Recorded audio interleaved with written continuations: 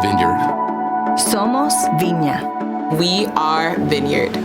I found the letters from that old girlfriend in high school, the one I thought I'd married since 5th grade, and her saying we were meant for each other. Why didn't we get married? Why aren't we married? And I just started melting down, and I felt the Lord say to me, if you go back to school, you'll be a drunk just like you were before. And then he said, you loved her, didn't you? Up in that room, yelled out, yeah, I loved her, and you took her away from me, and you destroyed my life. I was supposed to be married, and supposed to be a preacher, and you're the one who screwed it up.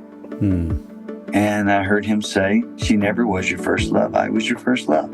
And he said, I pursued you all these years and you've turned your back on me. Then he played the tape. You know, we always, when we pray for people, we're looking for that moment where they recognition of their past, that the narrative gets clear. And the tape was, and I remember it as clear as day once he showed it to me, was that girl leaning down in my window saying, I want you to know I never loved you. And that was the way we broke it up. So in that, I just wept and I said, well, I'll come back to you, but I'm in a band. And if I give my life to you, my brother Bobby, he's going to go to hell.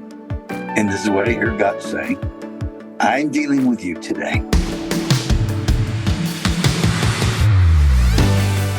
Welcome to the We Are Vineyard podcast, conversations to help us grow with Jesus and each other. In today's episode, our host Jay Pathak talks with Raymond McDonald. Raymond is the senior pastor of the Vineyard Church of Conroe in Texas and serves Vineyard USA as the regional leader for the Gulf Coast region. Let's listen in.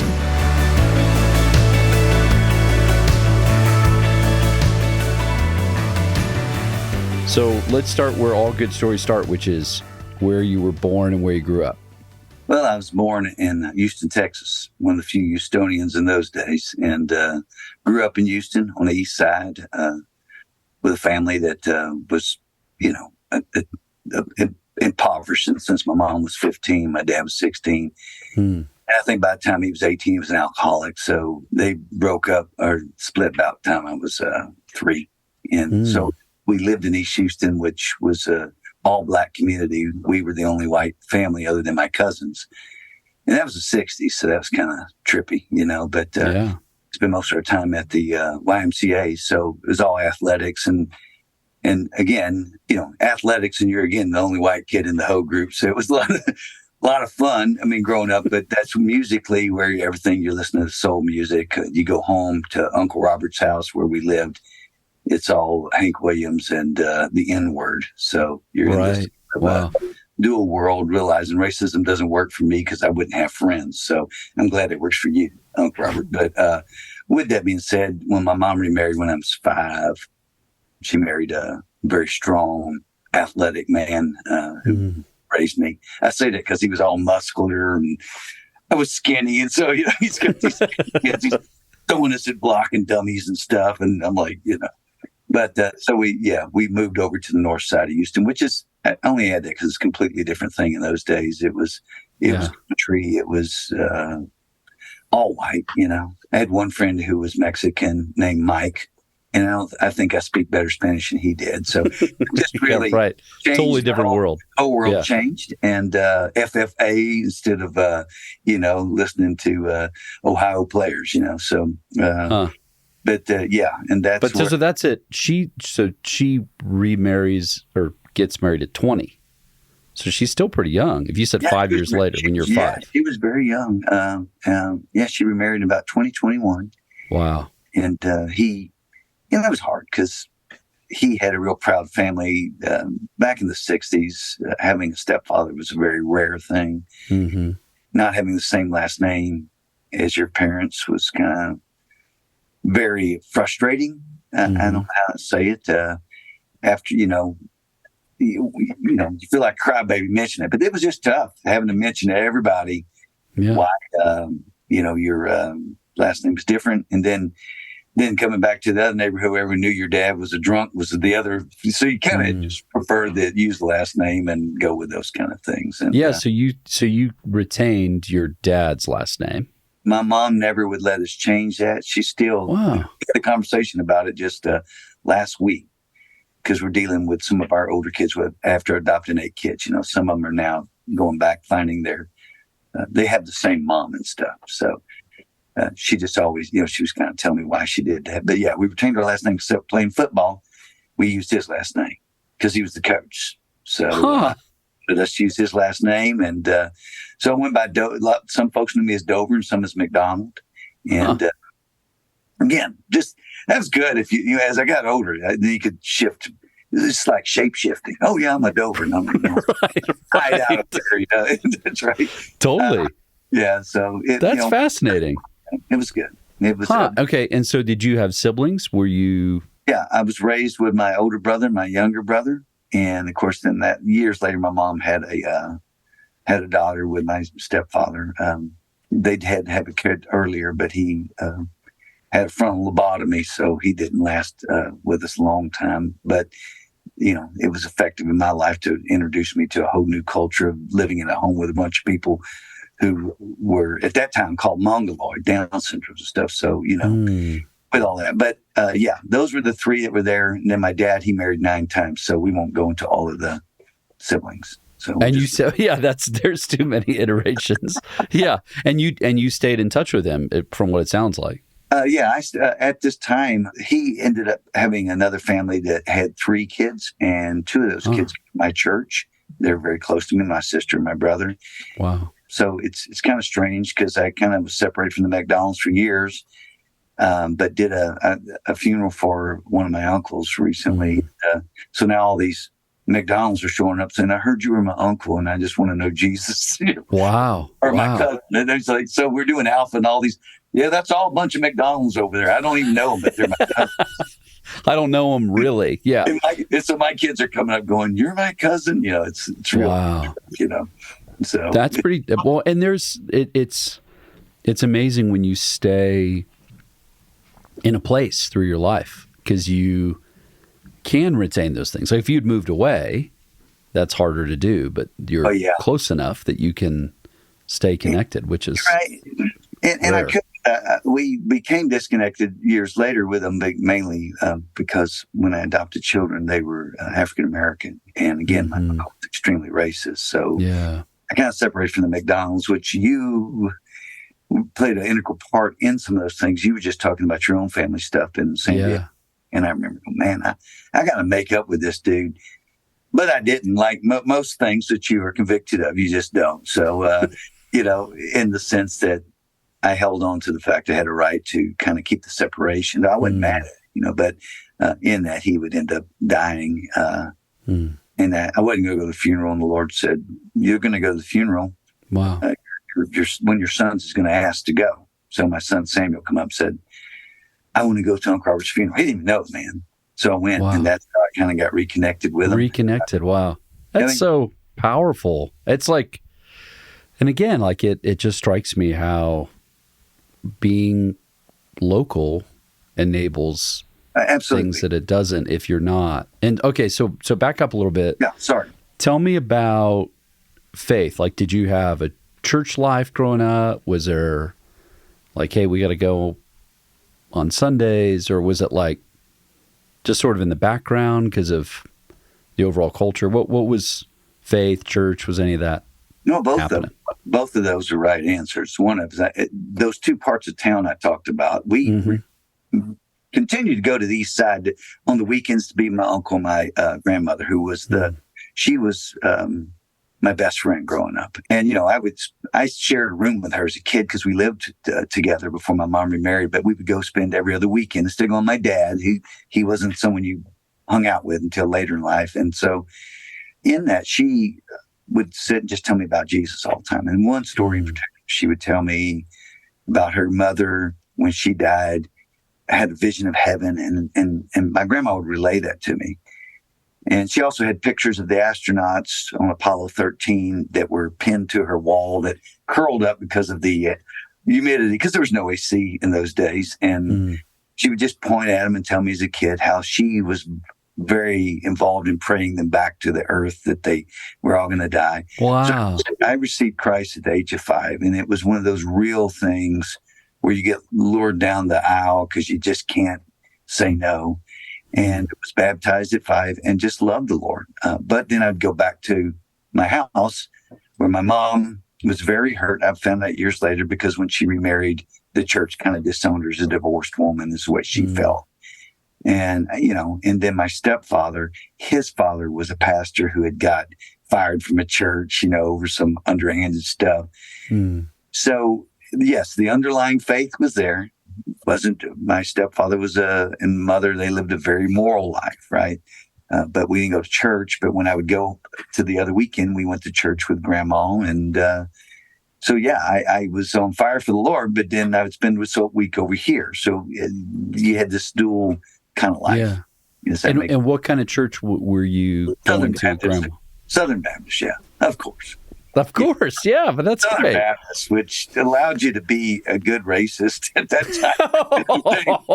I hate it because, Mercy. those were issues for me. Even young, because all my friends had been black. So I'd go to this church and, we got to get out of here. It's getting a little dark around here. Oh, man. So, it really affected kind of the way I was seeing Jesus. I knew that wasn't Jesus. And I was young, even though I was young, I was understanding that mankind had some flaws, but that Jesus was real. So, but I was reading the Bible all the time, doing all the other stuff everyone else did. Why I was reading the Bible?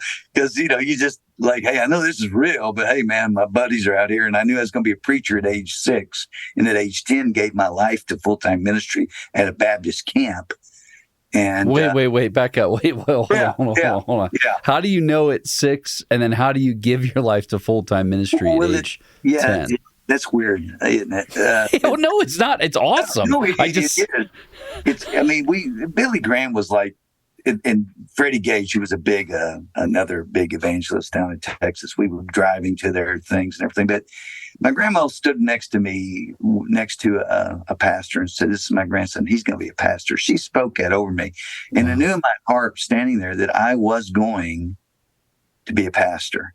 At age 10, but again, we didn't live with her. So you got this other life going on. And by this time, I'm getting introduced back to my dad's life, who's a raging alcoholic. And you're just kind of dealing with life, man, and the pain of the things that kind of shared different lives. And, at age 10, I went to this Baptist encampment. And again, I wasn't part of the youth group or something, but they sent us to the camp, and they had a call, man. And I knew that was me. And there was just nothing inside of me that knew anything different. And I'll never forget my Uncle Jimmy, who was a pastor, still is, said, "Look, if this is real, you'll never be happy unless you do this. It's not real. You'll never be happy if you do this. You'll have to figure that out." But I knew in my life, they said, "Maybe you're going to be a missionary or something." I'm like, "No, be a pastor and be a pastor." And so because of that, I just started reading the Bible and reading all the phonetics, how to pronounce words. I was a bright kid who was trying his best not to be. And that was a problem, because I also knew I was going to be a musician, because I was in love with Elvis. And so I had a guitar at age 5. And so that was like the whore nun complex in the Southern Baptist world. You're going to play rock and roll and you're going to be a pastor. So those two things were tough. And it certainly bifurcated my soul in a sense, because I could never be happy playing without feeling like I was sinning against God. But if I come over here and was serving God, I had to give up the guitar. And so that was always, wow. Whatever. I'm not saying someone told me that, but that's what I kind of got out of it. You just picked it up out of the culture. And were you in a musical family? Did your family play music? No, they didn't. I later found out that the McDonalds had a lot of music in them up in the East Texas and stuff, but none around me. There was none. I just knew I wanted to play guitar, and I needed a bass player. So I taught my brother Bobby how to play the bass, who he's now a phenomenal jazz musician who's 3 times the musician I am. But hey, we needed a band, so you're going to play. And then I got that kid down the street to the Assemblies of God's pastor's son and said, "You're going to play drums." You know how that went. He's like, "Drums? That's Satanist." Right. So, we had to hide out to play. But music was. But that was another thing. I knew I was going to play music and write. So, wow, dude. So wait, I thought I don't quite get that. So say some more about that. So. No one's playing music around you, other than maybe at church. You watch people singing or playing whatever. But you kind of fall in liking the guitar. Oh, yeah. Can you even trace that in your mind? It was just innate. You just knew I want to do music. you asking a question that I never really thought deep of it, because you just, when you know something, you know it, right? Yeah, well, that's what I'm asking. I mean, because most people that are in music, either in school, there's a music teacher that takes an interest in them, or there's music at church, or your family's musical. Like most musical families, just you grow up playing music. Like, so my family wasn't musical in any way. So I did some stuff because you kind of had to in school, and I was like, I don't really like this. But there was never any pressure on my family to do music, because whereas I see other families where if you grow up in a musical family, it's like, no, you are going to learn to play the piano. Right. Period. That's what's going to happen, at least until you're, 12, 14 or whatever.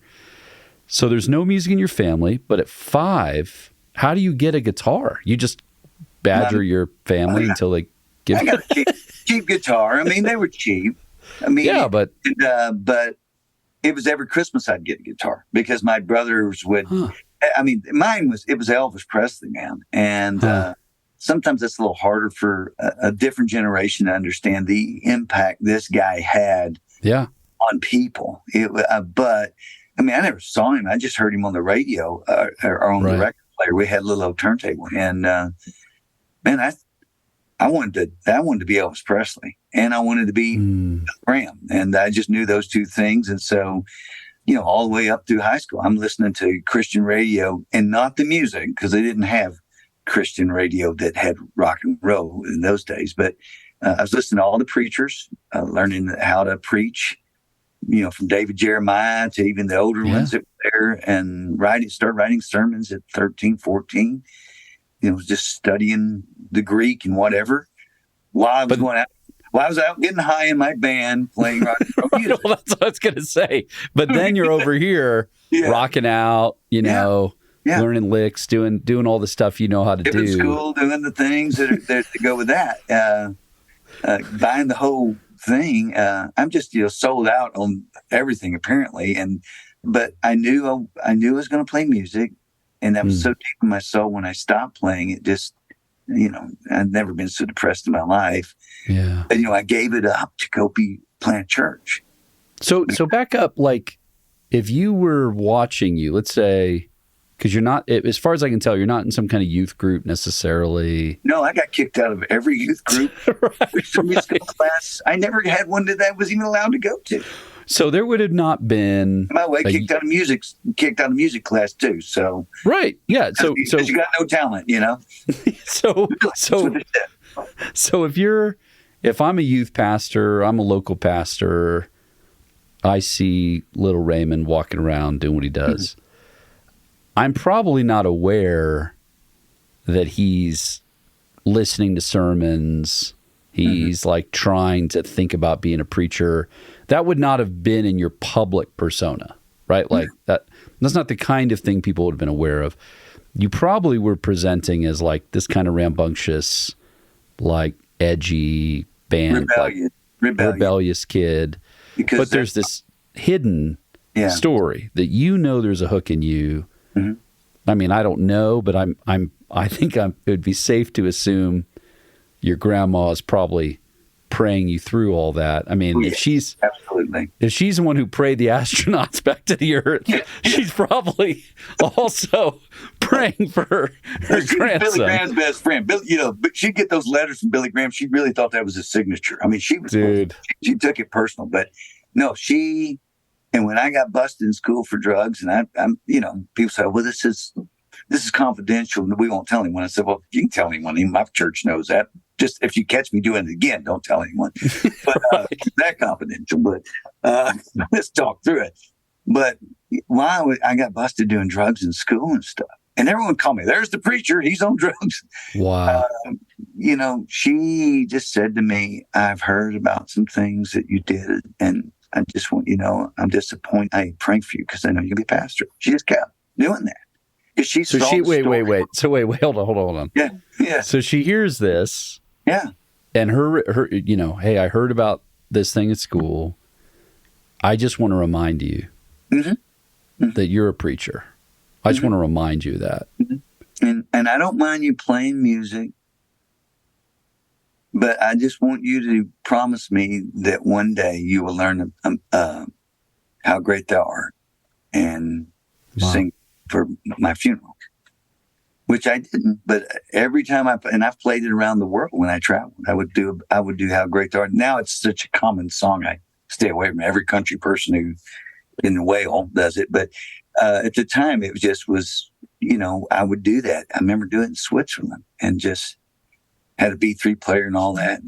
People, because the song meant more than just a song to me. It was my Nazarite vow, basically, with my grandma. This is what I'm going to do. Yeah. And it will always remind me of who I am and what my call is. And when you're a musician and you're out there playing, it's easy to forget that you have that call and wanting to be famous and getting a taste of what it might feel like. People knowing your name, the really famous people coming up saying, man, you're the next cat and all this. You start to forget. But you remember what Uncle Jimmy said, if you don't do this, you're never going to be happy. Yeah. And so playing all the clubs in LA, you're like, at one point, you're going to have to turn in the keys on this. Yeah. Which John Wimber nailed me on one day in the back of the stage back here in Anaheim. He just said, hey, Raymond, when are you going to quit doing this rock and roll thing and preach like you're called to? He'd never heard my story. Wow. He didn't know that. I just looked at him and said, I don't know, John, when it ain't fun anymore. Well, but what strikes me is there's just such power in just reminding people who they are. Absolutely. And calling out. Yeah, and looking beyond. And forgive me, I get passionate about this because I always had a big heart for the black sheep because I knew why I was rebellious, because I felt rejected. And it wasn't because I was bad. It was because I wanted to be good. Yeah. And so when someone starts doing that, the biggest answer to rejection or rebellion is acceptance.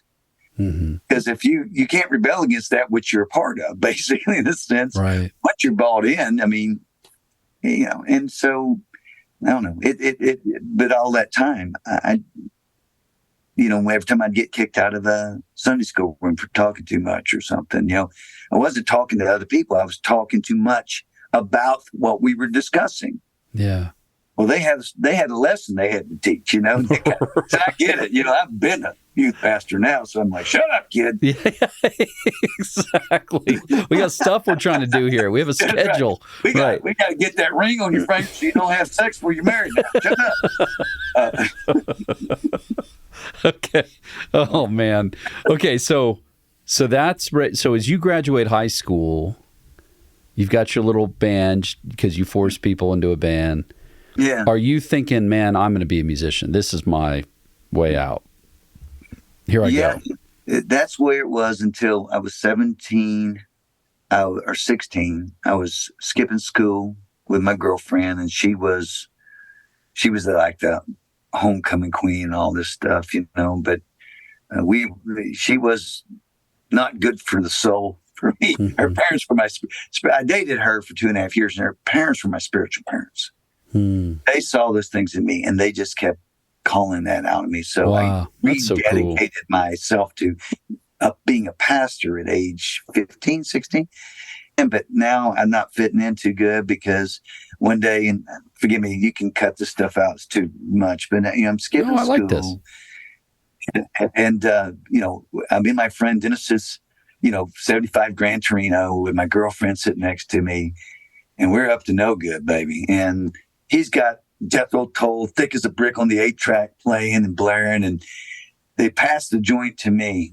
And I tell you, Jay, I heard it as loud and clear. And I tell people this all the time because I want them to know God's going into some funny spots. And I know this was because my grandma was praying. I heard this. I don't want you doing this. I have a call in your life. And the joint's right here. Everything's blaring. And I just turned around and handed it back to my girlfriend and said, I can't do this. And it changed my life. And I went back to church and said, I'm ready. I'm all in.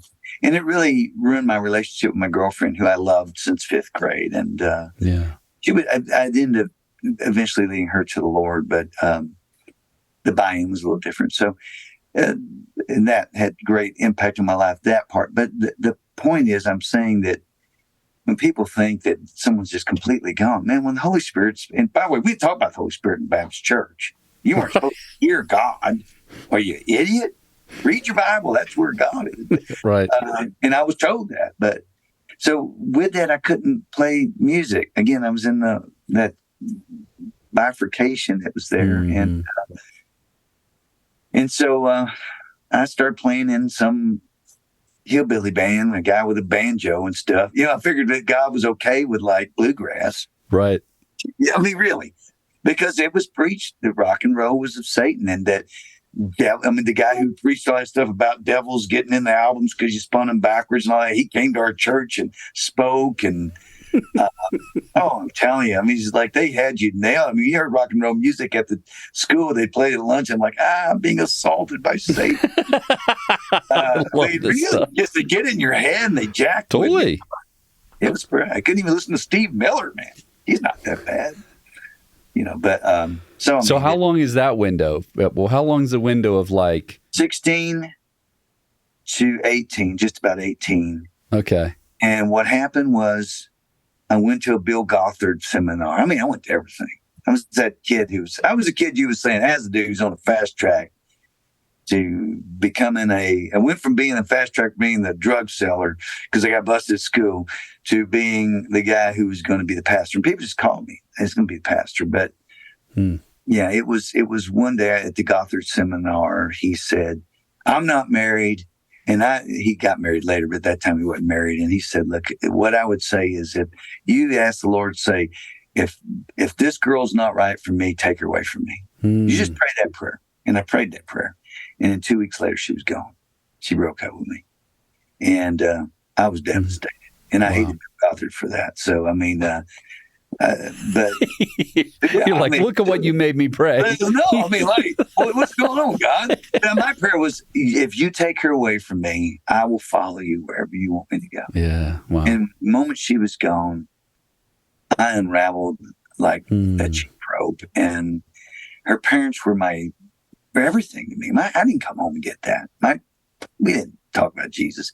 We didn't even say I love you. We didn't shake hands. We didn't hug. It was nothing like that. We was a wonderful family, but my mom was German, born and raised in an orphanage. So you get the idea. Married at 15 to an alcoholic. So a wonderful lady, still a big part of my life, goes to this church and big part of a lot of people's lives. But she still don't hug.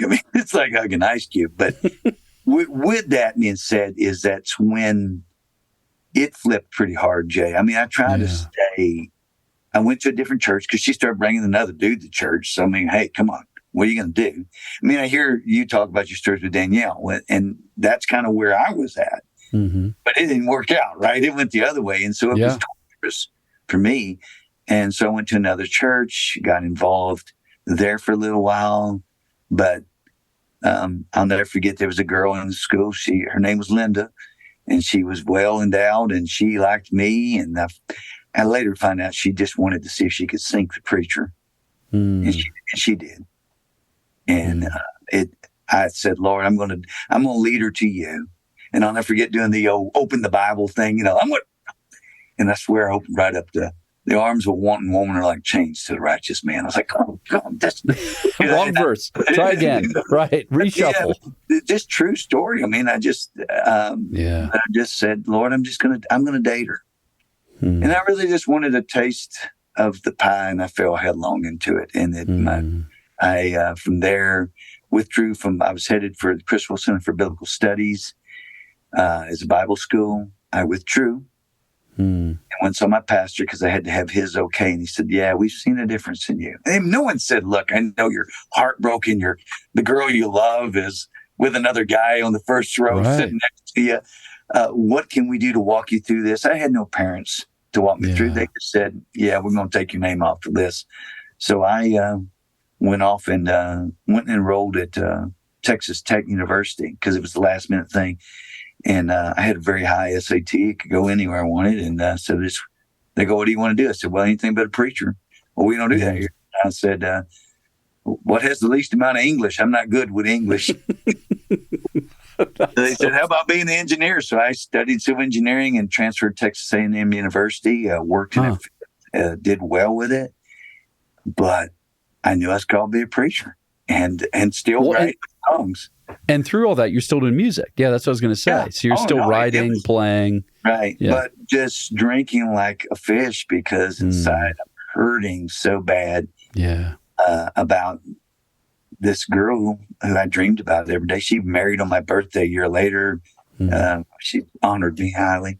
But yeah. Totally. I was just, and it was a big play in my life. I share it because it was the big play in my life coming back. But in that, I, after 4 years in college, the music kind of took over. And I also could see, I've started at that point working with my dad, who owned an excavation company, him and my uncle. And so I was getting a chance to really move up the ladder in the Houston area as one of the premier cost estimators at my age. I was 19. And so I was hanging out with county judges and stuff, but sitting in bars and I realized if I don't get away from my dad, I'm going to be my dad. And my brother Bobby came and said, I want to go to music school out in California. And I said, I'm coming with you. And we both loaded up and went to, my parents had money, so that wasn't a problem. And they sent us to the Musicians Institute of Technology on Hollywood Boulevard. So we went from Texas A&M to living in Hollywood. And wow. Yeah, change. This is 1984, man, and you got the, what's that little red-haired girl, Molly Ringwald, coming up going, hey, I like you. I like your accent. You want to go to an ice cream party with me? And I'm like, I'm 22, man. But that's where I met Chris Lazat, because he and I started working at the same place, a card shop on Ventura Boulevard. And the same day we started working. And he was in a band, and he said, man, I love your band. Let me help your band. So he helped us get on the start playing all the clubs and everything. And we became he and I became best friends. I'd go to his parents' house. We'd spend the night like stupid school kids, But he and I got picked up for truancy one time at the donut shop. I was 22, he was 21, and we said, man, we got a job. We don't go to high school here. Right. But so even in all that, you still had this preacher thing in the back of your head. He knew it. And he was a Christian, obviously, at that time. And so that really pulled us together, talking about Christ. So, Jay, I'm just looking how to get back. I don't know how to get back. I mean, I know that's the only thing I've ever felt that was real love. And I know you hear people say that because they're doing a Bible study. But, man, my life wasn't in some place where I was trying to go to church. I mean, I lived close to church, but it was a Korean church. So I'm like, that probably, I'll find me a church. But they probably wouldn't understand that. But, then I started dating a girl who was a Southern Baptist. So I think first I started going to Jack Hafer's church with Chris. Wow. That was the first time I heard someone speak in tongues. I thought, oh, wow, they got a Hebrew dude here. I didn't know what it was.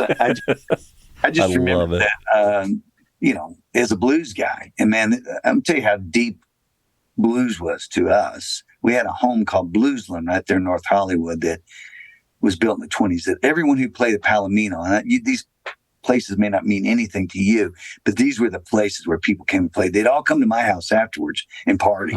Wow. And it was called Bluesland. So I'd come out and see famous people sitting around. I mean, I was immersed in this music thing. I was going to be famous. I was going to be, my first show in LA, the LA Times wrote a big article, it was like this, but an article in the Times about this new blues player just came, and wow. And I knew it was the Holy Spirit on me, because I'm like, I ain't been playing that long, but God, you're with me. So I'm attributing it to God. And that's when they started calling me the Reverend Sleepy Ray. Yeah. I'd carry a Bible in there just because, man, that looked cool. But I still read the Bible. I mean, I know. But no real pastor in your life. No real leadership. Yeah, I'm chronologically off there. But I mean, I'm going to I lived in North Hollywood, and there was a library there. So I'd go library and check out all these books on Neo-Babylonian history and just read it so I could understand the Bible better. I'm getting books, and again, getting high, and it seemed to get everything going. The juice is flowing. But I mean, it was strange until I ended up, Chris brought me into Hayford's church. Yeah. And I was blessed. That was the first time I'd heard anything of the Holy Spirit. And then later I would be in Dwight Moody's son's church. It was a Southern Baptist church as I started to grow with Southern Baptist. And, so we'd go to church, but, I'm still struggling a lot with hey, you got sin in your life. You can't go to church. And if you're not going to get your life right, Raymond, then, you're just playing around. So let's don't go. Wow. And then if you go to church, they do visitations on Saturday. And they'd come knocking on my door 10 in the morning, and I'd have a malt liquor in my hand. Right. Totally. Like, don't jack up. You're killing my buzz with this. But, I love Jesus, but this is ridiculous. And, but it kept going, the dissatisfaction in my life. Yeah. The cynicism, the sarcasm. Yeah. Knowing that there was more. And, that I just remember praying, saying, Lord, I really don't know how to get back to you. Would you please intervene in my life? I'm so unhappy. Again, I had a really beautiful girlfriend who loved the Lord, but, so it wasn't like, and she's a children's pastor in the Southern Baptist, thing. But with that, I remember turning on the radio and I got the Bible Answer Man, and me and Hank became friends later, and my old girlfriend became his secretary. So that was funny. I opened up for him on Halloween night one night, but that's okay. So what strikes me, Raymond, and I know you know this, but it's worth just highlighting, is how many people, probably all around Houston, all around Denver, all around every city we know, have some vestige of faith. There's something kind of banging around inside of their heart. And they might even be sort of chasing around thoughts, like they're grabbing some kind of book, or they're, nowadays maybe they're even searching Amazon, like, I don't know, I bet there's a book I'm supposed to read, or, now it's YouTube clips. I just had a buddy I play golf with who's just, no real life with God. Sends me this clip of a preacher just out of nowhere. And he goes, hey, I've been looking around at stuff to listen to. What do you think of this person? And I was like, what? You're doing what? Like, wait, hold on. Back up. Well, you're doing, why are you doing that? I don't understand. There's no indication from the outside, none, that there's this kind of things going on inside of your life. None. So that led to another kind of conversation, like, well, what would it look like for you to have somebody help you with this and have it be more intentional and to, exactly what you're describing. He's like, well, I didn't think I could go to church. No, I can't go to a church like this, Jay. Yeah. You know what my life's like. And I'm like, oh no, man, like that's the exact kind of person that at least we want in our church, Same here. Yeah. And he's like, oh, really? You're sure? I'm like, I am 100% sure. It would be so great to have you. And even if it's not having you, i.e. in the room, you're the kind of guy I want to give my life to. I would love to spend time talking about this. And he's like, oh my goodness, I had no idea. So those weird dichotomies that exist in people's lives are everywhere around us, especially if you come from a more churched area or a churched family. And those sort of false, that bifurcation you're describing, like, can I be a musician that's like an actual high level, really engaged musician and love and follow Jesus? Or it could be any other number of different things. So how did you end up bumping into the Vineyard? What put you into that space? Yeah, so, in that time, after that prayer, it's not long before, and now I know a little bit of the background. I think I may have shared some of this with you, but so if I'm redundant, forgive me. But that this guy named Kevin Prosh, who's in Kansas City, has this dream about sunglasses that are Ray-Bans. He says Ray-Bans were on it. And the Lord said, Raymond, a guy named Raymond that plays guitar, is going to come back and serve. Wow. And so he called, and this is the story I was told. If I'm off, I'm told by him what he said. they called the Anaheim Vineyard. Well, Chris Lazat, and he could probably firm it up better than me, but he heard the call and said, I know that guy. And so Kevin and he came to my house there at that time I was living in the valley, San Fernando Valley.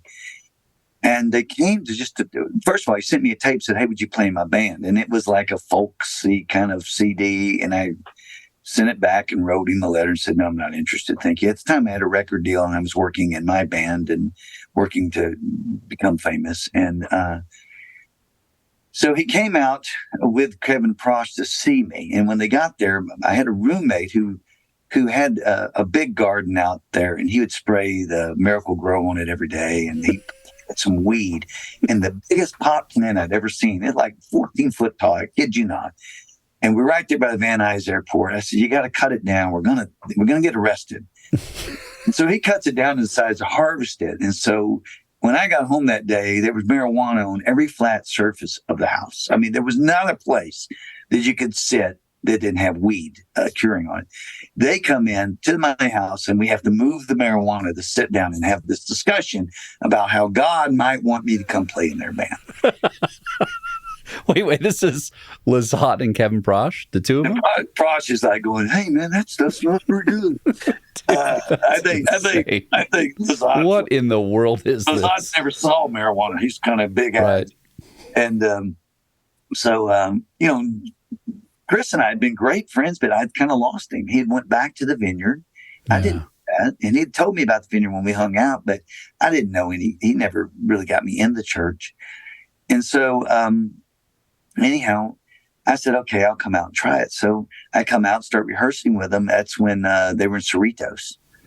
And John was there. Hey, they introduced me to John. How you doing? It was good. But I got playing in this band, and then we'd go play. We started forming this band called Soul Motion. It was Chris Lazat and Soul Motion. And we ended up doing an album in 92, which was the first one. But in 91, I started hanging out with them and going and playing prisons. And I just kept thinking, man, this is hard. This is sad. This is where I could have been, There was a kid. And I remember at that time I was dating a girl, the girl I was telling you, the Southern Baptist girl, and she just didn't want to go to church with me, the Vineyard, because, that was that crazy Pentecostal stuff. And so I said that prayer again. Lord, last time I prayed this prayer, you took away my girlfriend. I'm going to pray it again. And he did it again. And so probably that Christmas of 91 was the most depressed one I remember. I remember thinking I could take my life and end all this. But it was really horrible. And so, came back to LA, and that's when my grandma died in that February or that January of that year of 92. And so we were kind of doing the album, and I was heading to go, and I'll be quick with this, but I was heading to go see her, and I was at my girlfriend's place. We had broke up, but I went to see her. And when I left, George, he was the doorman. He was an old African-American gentleman, white hair. He was like one of my dearest friends. And he opened the door and he said, hey, Raymond, did I ever tell you about how I came to know Jesus? I'm like, what? Wow. This is LA. We don't do that. And so he tells me how he saw Jimmy Swaggart on TV. This is right in the whole scandal, and came to know Christ. I'm on the airplane. What the heck was that all about, man? Yeah. He almost made me miss my plane. So when I get to the service, my grandma's service, I'm talking to a dead body, how you do it, and saying, Grandma, I'm really sorry. I didn't become a preacher. I let you down. But I'm in a Christian band, I'm having this conversation. Yeah. Texas was a wolf in sheep's clothing. So with that, my cousin comes up and says, hey, let's go get drunk. He also was there that day that I gave my life to Christ to be a full-time pastor. He did too. But his life went completely haywire. And so he was wealthy. He had got blown up on an oil well. And so he made a lot of money on that. I call it brisket. It was a lot of fun. But we go out and we're drinking, and I didn't want to drink, but he's a big dude. He's buying my drinks. And there's a girl on stage singing, and she comes off stage and she says, hey, don't you look really good today? Well, I had a suit on. Yeah, I look good. But I remember just looking at her, and it's and then moments again, like in the back in the Gran Torino, but here it is years later in the bar. in Humble, Texas, and I hear, "Are you happy?" And I knew it was God because I knew what that kind of thing. And I remember thinking, "You mean, am I happy?" And this is what I heard in my head. This as good as this life gets. Someone's buying your drinks, and the best looking girl in the bar wants to take you home. Are you happy? And I said, "No." And I felt the Lord say, "Get up and walk out of this bar, and I'll fulfill the call of your life." And I got up and I left, man, got a ride home. And I went home and got up that morning to go to church. I knew I was supposed to go see my old girlfriends, the one that I dated in high school, with my spiritual parents, and go tell them how sorry I was that I had left the Lord and explain myself. And I was going to go to church, but I didn't go to church. I went to a champagne brunch at a Mexican restaurant down in Houston, far away from where church was. And while I'm eating there, her parents were there, and they walk up to me and they go, "Raymond, they had that horrified look on their face, like, "What happened to you?" I guess I looked bad. And they said, "What have you been these last 10 years? Wow. And I remember telling them something about I was in a Christian band. Again, they didn't believe in Christian music. It was all right. And when they left, I was there with a girl who later would come to my church when I became a pastor.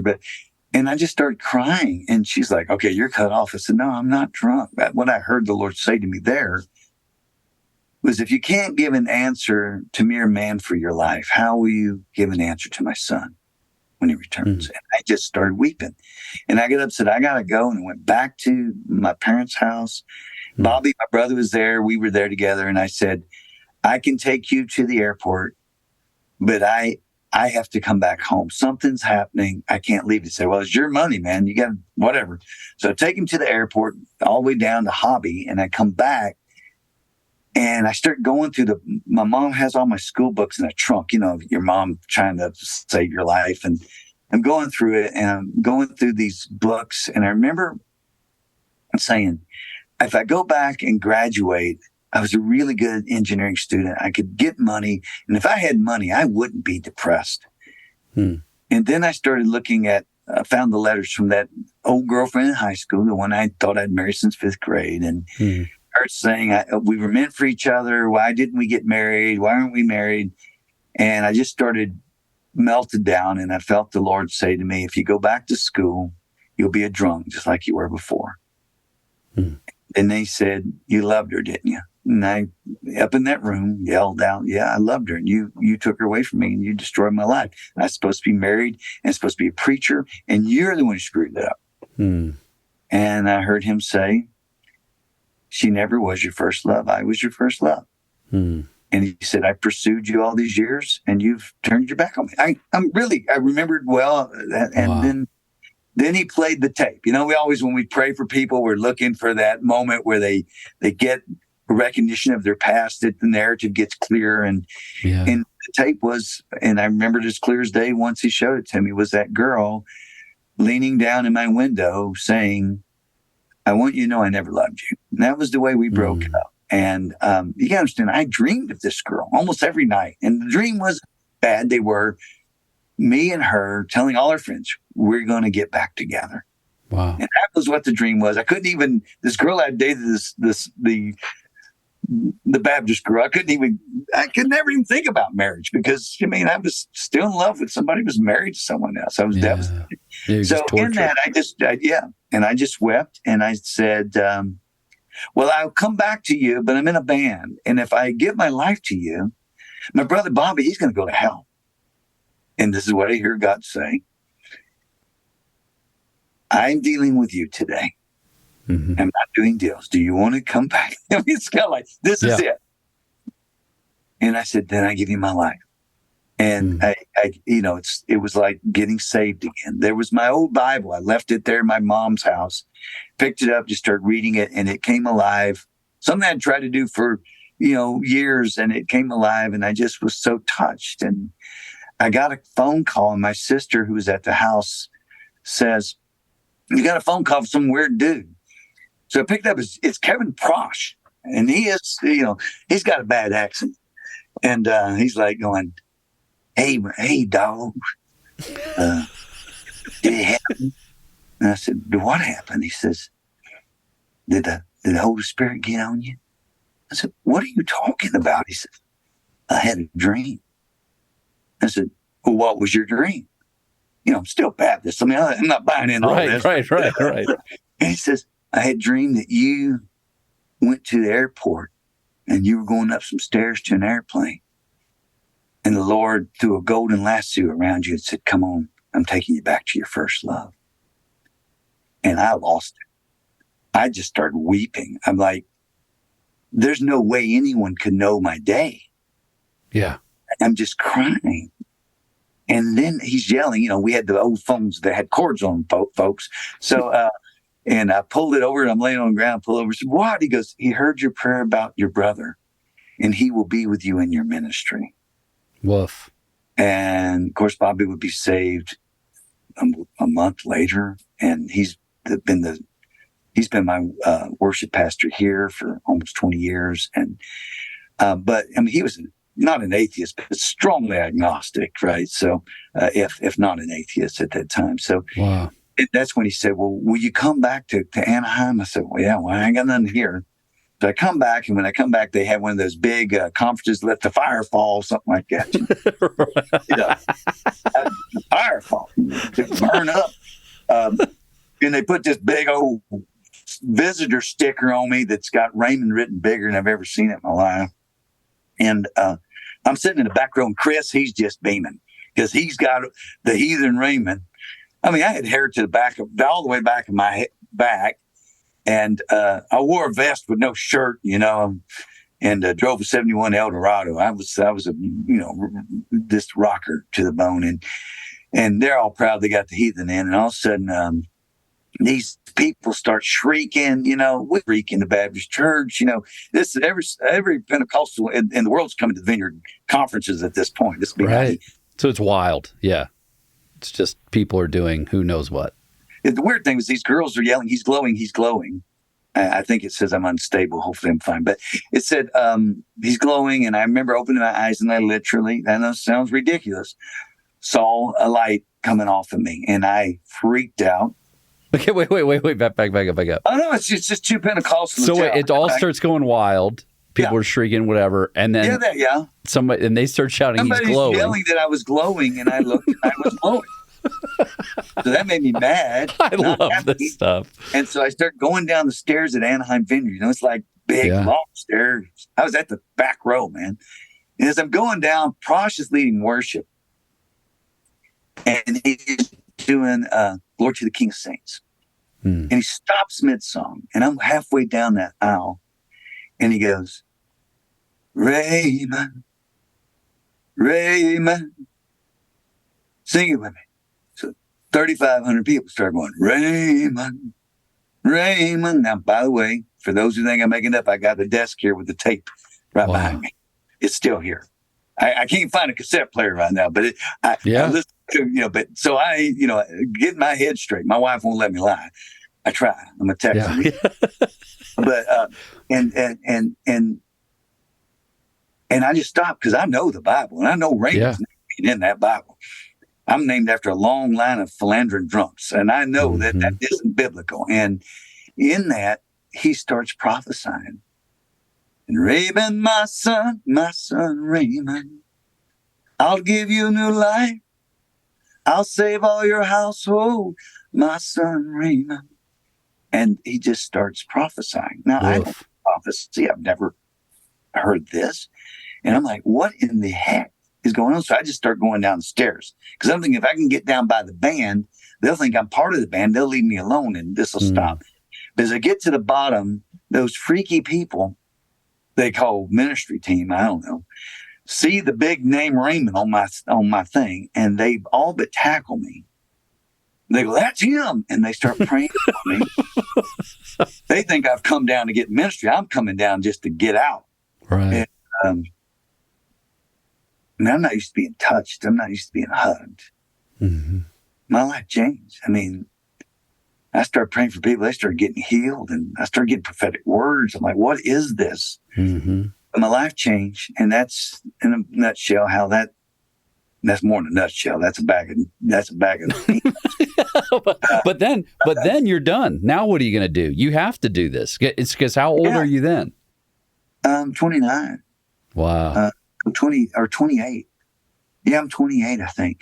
And, or 29, I'm maybe 29. But, and then of course I started going to the prisons and playing, and I still wasn't sold out. I don't know if that was real. We go through that. You see people get healed all the time. And they're like, well, yeah, I've flopped on the floor, but I don't. Yeah, who knows? Yeah, totally. And that's when I went to a prison and prayed for a girl. And man, I didn't know how to pray. I didn't want to pray for her. She's crying. I can't handle a crying woman. I got to go over her. And I'm like, okay, Lord, what I do? And I laid hands and said, be healed. And boom. She was shot to the floor, and they said, he's hot. And they put my hand on another woman, and I prayed for her throat. And as I was praying for her, Lynn Hine yelled out, she's got a demon. I thought, I got to get out of here. These people are crazy. And she was healed. And that's when Dick Hine, who had been very big part of John Wimber's salvation story, yelled at me and said, hey, you can't get your first demon, No, first. I mean, these are 2 miracles tonight. I need a third, and I'm a saint. But he died 2 weeks later of a massive heart attack, and I went to the funeral, and it was the most phenomenal funeral. It changed my life, because here was a guy, he was balding. No offense, I'm balding too, so anyone out there don't be offended. But he looked just like the guy who's going to hit on all the chicks at work, right? Mm-hmm. Old guy, and I've never seen so many beautiful. I'm not married at this time, and there's the most beautiful girls coming up on this stage talking about how he led them to Christ. Wow. And I thought, that's what I want to be. Mm-hmm. I want to have a good funeral. I want to be the guy, not the, well, he tricked me into going out with him. Because in my life now, I'm like, I got to have a compass. Yeah. Of course, I walked away, and John Wimber was sitting in a chair. We were outside for a barbecue after it, and he goes, come here, sit with me. Who are you? And he and I became very good friends. He just a good place for him to be a mentor in my life. And we didn't really talk a lot about, I didn't know who he was, Jay. I didn't know he was world famous. I didn't know any of these things. But he liked music. So our relationship started music. But so music became a big part of the Vineyard. I got involved with that. But moving to, there's a big earthquake in Northridge. So I had to move. And I moved right down the road from John and became friends that were real friends. And with all the folks there in that time. And they taught me what it was like to be community. We all ate at each other's houses, and we all, hey, let me pray right now for you, And, hanging out with John, if you don't learn to minister, hanging out with John, you're not watching. You're not, but I mean, I'm hooked at this point. I want all of this. Yeah. I don't want to play music, but I want to play. But John was doing the album at the time, and he and I did the first tracks. And so it was just him singing in his keys and me on guitar and before he died.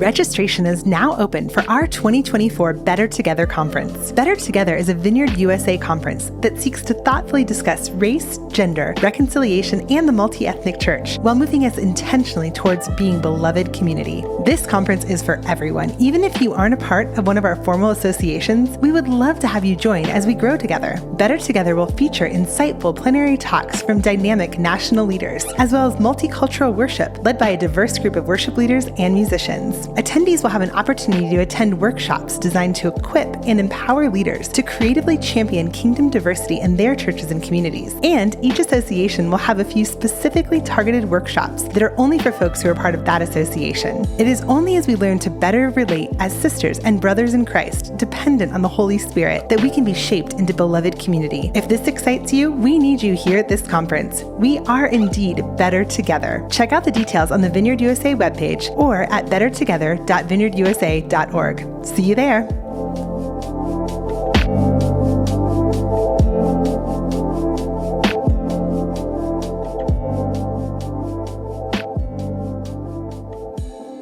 So what strikes me, Raymond, listen to you, there's so many things that strike me, but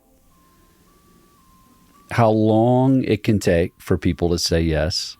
Yeah. How many yeses it takes to really say yes. Like, because there's all these little painful things that happen in people's lives, and in the pursuit of God in your life. I was just with a guy that just kind of gave his life back to the Lord, who I'd known for, 15 years of him coming in and out. And he looked at me. I was just praying with him, and he was like, "You must be just sick of me."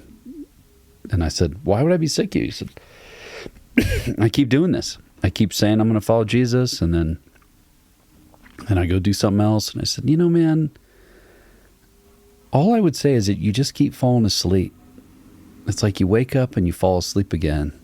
Good work. And I just really want to help you stay awake.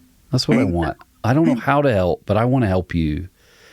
And what's clear to me is God's just pursuing you. Like, he just won't let you go. So what if you just let him take a hold of you? You just let him take you. Like, you don't, it's not like you have to do a bunch of stuff. No, the way Just I yield. saw it, we think, my whole idea of coming back to Jesus when I was away was I had to climb this mountain or swim upstream to get to him. And he said, "No, you're swimming upstream against me." Right. That's Turn right. around. Boom. We hit. You just got to quit running. Yeah. You don't have to even pursue me. I'm going to get you. Now, pursuit's a part of love after that. But like, I'm right here pursuing you, man. Just stop running. I'll get you. Exactly. That's what strikes me about your story, and how he just sends person after person after you. And what also strikes me is 2 funerals. Yeah. Like the way God used pivotal moments in your life. Like, if those of us who are in ministry, you do weddings, you do funerals, and pastors, like, if you get them alone and they're not in front of people and you really ask them, it's my experience that pastors don't like weddings and funerals. Like this might be a shock to those of you who aren't pastors listening, but it's like a lot of work. Like, you do a wedding, you're like meeting with people beforehand. There's all this drama you're managing. It's a lot. It's like days and days of work, weeks in advance. Funerals are like a nightmare. Like, usually the family's arguing. They can't agree on what they want to do. And it would be years ago now, but I had somebody, it was an old pastor, he said to me, "Jay, you're going to look over your life and realize that you got most of your real work done in weddings and funerals. Mm-hmm. If you'll pay attention, because people are ready to receive life from God in these moments of celebration and these moments of grieving and mourning. And if you pay attention, you'll pay more attention than you are now. Like, you're just trying to get, like, oh gosh, I got this Saturday morning and then I got to go." You'll pray, you'll pay attention to the people in the room, you'll notice, because there's people ready to make decisions in those moments. And you're right, that's your story. I mean, I hear about your grandma, I hear about this guy's deal, and there's power in those pivotal moments. They're different than any other day. It's a big deal. I mean, it's generally not even about your little sermonette. For weddings, the people touch that you have taught them what it even means to be a community, come around, and what that commitment means. And they remember you, and so it connects. But for me with funerals, I spend days, if I can get them, if you can get the call quick enough, researching, Ancestry.com, because I put that life. This is a life God made. Yeah. And you put it up there and you find, not everyone's had Dick's funeral, right? The one I was talking about, Dick Hine, right? Exactly. I remember I sung at funerals long before I did them. So I remember being backstage singing that guy who's named Raymond dying, and they had nothing good to say about that guy. And I thought, that could be your funeral, dude, if you don't get right. But it is putting time in the life of that person, God, and drawing the connections of Christ and God's creation.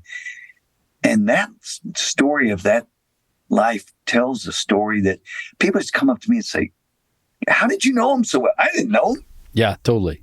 Right. But it's like you say, it's just, like I said, these people all come into my church because I did the funeral of my racist uncle. Yeah, that's right. Yeah, third. So it's the third funeral. So yeah, they're all coming, right? You know. And, yeah. I'm like, wow. So you're right. There's power in it. There's power because we all realize somebody's going to tell our story someday. Yeah. Like one day, all these people are going to gather and they're going to talk about me. And just, you got to have enough pictures where you're smiling. Make sure you get enough. Because I know the picture. Well, and all through your life too. It's always weird when the only pictures are when you were like, like 22 or something. But that's ones I want. I don't want to. I've told my kids, if I'm in the hospital with a tube in my throat, don't take a picture of me. My eyes looking like that. Don't put that. Yeah, forget that. Yeah. I mean, pop wall's going on with the Lord. That's between you and me. But Ray, listen. I've taken a ton of your time. Here's what I want to wrap with. So, because of course we can go on. You plant incredible church. You've done ministry, music ministry, all kinds of ministry all over the world. You've seen a lot of mess in this thing called the Vineyard too. You know all the players, all the ways things went well and things that didn't go so well, and yet you're still in it. You're here. You're pastoring. You're leading. You're decided you've chosen to be a regional leader. What do you think has made it so you could just kind of stay in this, number one? And number two, what do you feel hopeful about right now in the Vineyard and seeing what God's doing? What sort of locate us in this moment, how you got here? How do you think you managed to stay in it when, I don't want to be morose, but I'm sure there's any number of your friends that aren't in it. Yeah. I don't want to be morose. I often said cockroaches generally don't get blown up in the nuclear holocaust, but keep your head down low. Don't raise it up too high. Especially at Vineyard Music in those days. If you're got on the wall of fame, you might get your picture thrown in the parking lot. But and a lot of laughter from some of those guys who were in there. But right. I'd be remiss not to mention God certainly bringing my wife Teresa to me. Yeah. And of course, she didn't know the Lord, and I invited her to see Greg Laurie speak at Chuck Smith's church. So her salvation is the movie, the Jesus Revolution. But she became Chris Wimber's secretary, and so she was very involved while I was traveling. She was very involved with Chris and with John, and that's how we got familiar in that way. And I say that because we became like family in that way. But that doesn't mean that's good in some sense, because family sometimes is the first in the changing of the guard to basically bow out and be gone. Yeah. And it did get tough at Anaheim in those times. And so we moved to Park City, Utah, where I would take a role there. And that didn't work out. And I share that with anyone. It didn't work out well. Yeah. It wasn't bad. I loved them, but I couldn't live on $700 or $500 a month. There was a promise for $700. And at that time, John called me and Teresa to come back to Anaheim with lucrative jobs. And that's when Teresa ran into Costa Mitchell in Australia. And he had a prophetic word that we would move on to Texas. And we did. Now, I say that because that didn't work out well. It was financially difficult. We got down to Houston, and about that time, Bert's now the national director, and he's pulling all of Anaheim to Sugar Land. So he kind of followed us in a sense. And we were in the center of a lot of things. But when Phil became national director, we weren't in the center of stuff, right? Phil and I were good friends. He was a lovely man. But you again, I found that other folks were like, well, I don't know if I'm interested. I mean, I don't know all the intricate things about Vineyard anymore. Well, that's not what everyone knows all the time. That was a season. And how can I serve now? I'm not the national director's friend. I'm not meeting him for steak dinner and wine tonight. Can I stay connected even though I'm a nobody? Now, I say that because I I first came to Vineyard, I was speaking at conferences, playing conferences. And it comes a time where you're not invited on stage anymore. This is a different life. What you going to do? And yeah, I had to deal with that pain. And it felt like a great divorce at times. But I'm going to come back and say this here. When I first came to the Vineyard, I went through some tough times. And one of them was I voted for the wrong guy in an election. And I was called baby killer. And it was tough.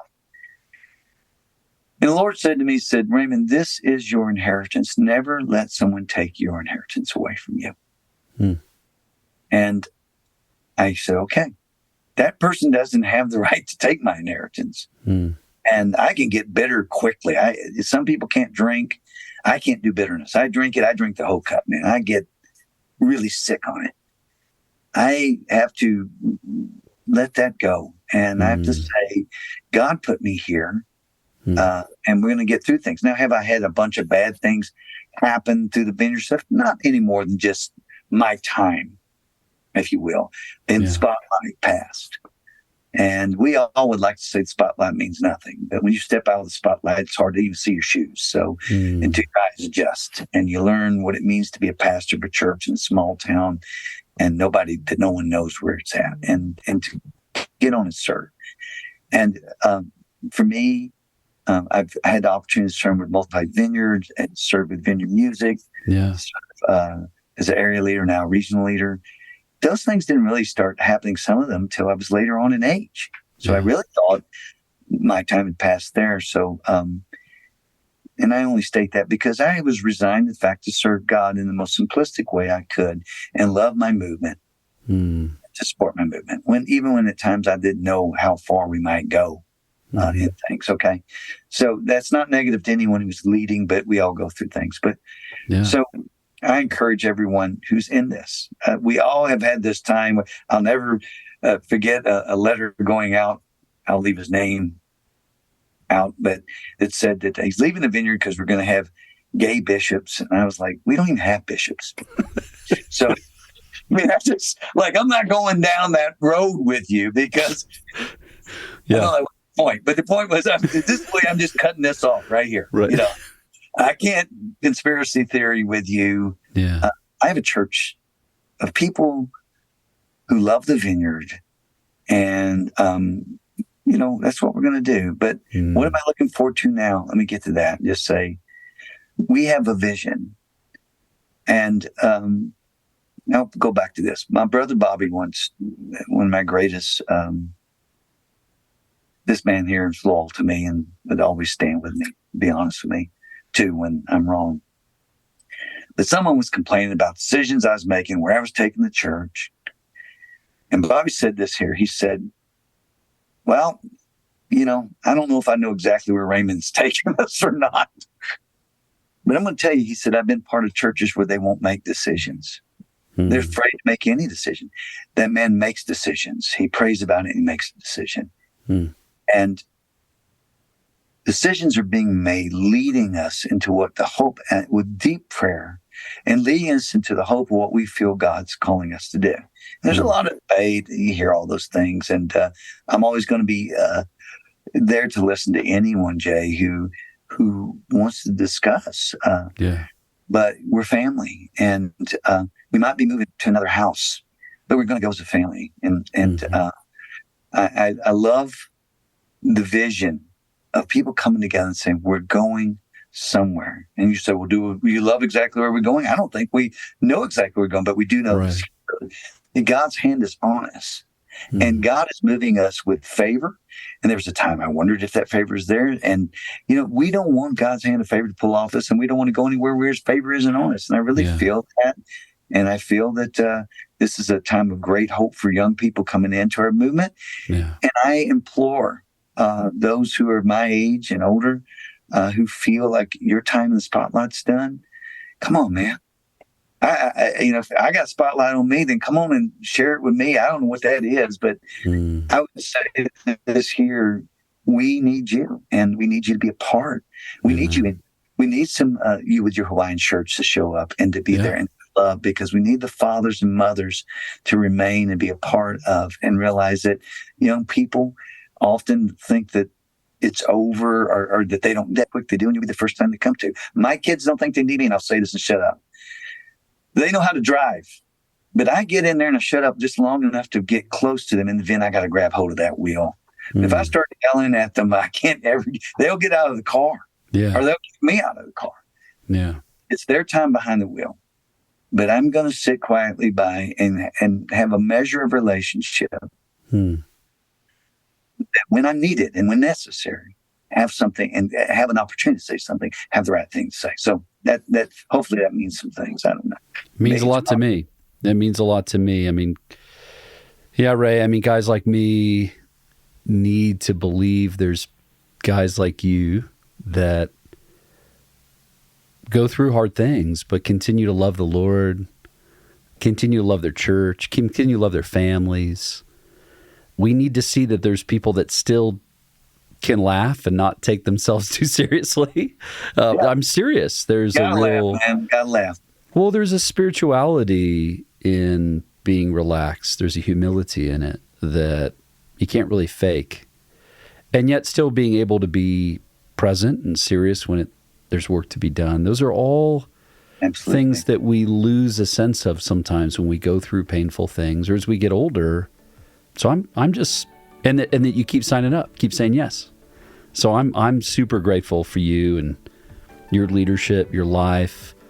I'm closing up this time with you thinking about all the young Raymonds that are speckled across our cities. You know, there's some kind of weird thing where they're caught in like, can I be this and follow Jesus? Or they got some pain they don't know how to manage. That it's just going to take a steady hand, a pastor who notices them at a funeral and says, hey, come on over here and talk to me. Why don't you come by the house?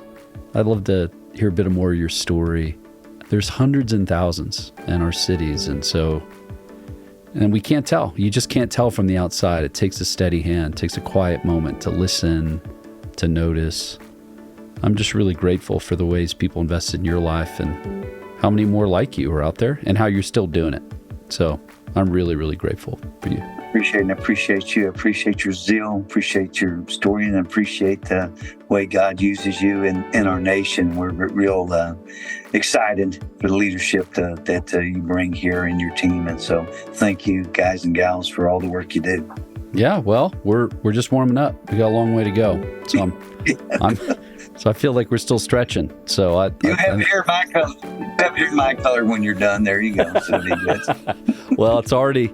I'm only a little bit in. It's already turning. So I get it. Well, God bless you, man. I'll cut you loose, but I really, really appreciate it. God bless you, man. Thank you so much for this opportunity. Thank you.